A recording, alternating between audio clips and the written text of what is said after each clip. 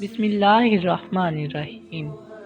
ناظرین، شادی کے 3 سال کے بعد ساس نے بہو سے پوچھا، بہو مجھے ایک بات تو بتا، میں تجھے اتنی خراب اور کھری کھری باتیں سناتی ہوں اور تو پلٹ کر جواب بھی نہیں دیتی اور غصہ بھی نہیں کرتی اور بس ہنستی رہتی ہے۔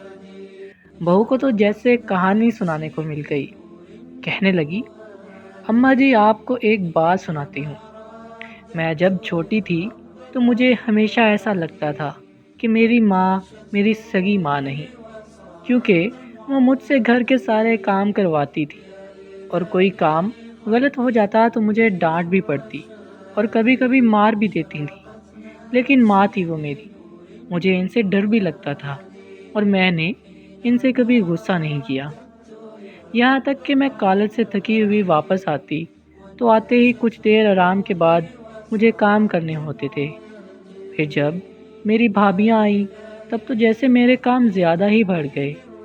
ہونا تو چاہیے تھا کہ بہو آتی تو ساری ذمہ داریاں اس پر ڈال دی جاتی، لیکن میری امی نے پھر بھی مجھ سے سارے کام کروائے اور کبھی بھی بھابیوں کو نہیں ڈانٹا، بلکہ ان کے کام بھی مجھے کہتی تھی کہ کر دو خیر ہے۔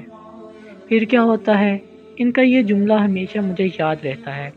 وہ کہتی تھی، خیر ہے بیٹی، اگلے گھر جا کر تجھے مشکل نہیں ہوگی، اور میں اس جملے سے چڑ گئی تھی۔ جب میری شادی تھی تو 2 دن پہلے مجھے امی نے پیار سے اپنے پاس بٹھایا اور بولی، بیٹا آج تک سمجھ میں تیری ساس تھی، میں نے تجھے پریکٹس کروا دی ہے اور تجھے بتا دیا ہے کہ ساس کیسی ہوتی ہے۔ اب آج سے میں تیری ماں ہوں، اب تیری شادی ہو رہی ہے تو بیٹا جب تمہاری ساس تمہیں کچھ کہے تو سمجھنا کہ جیسے میں کہتی تھی ویسے ہی تیری ماں تجھے ڈانٹ رہی ہے۔ بس یہی بات تھی کہ مجھے آپ کی باتیں بری نہیں لگتی، کیونکہ میری امی نے مجھے پریکٹس کروا کے بھیجا ہے۔ اور اماں جی آپ نے تو کبھی اتنا ڈانٹا ہی نہیں جتنا امی ڈانٹتی تھیں۔ توبہ توبہ۔ بہو ہنستے ہوئے کچن میں چلی گئی اور ساس سوچتی رہی کہ واقعی بیٹیوں کی تربیت ایسی کرنی چاہیے۔ شکریہ۔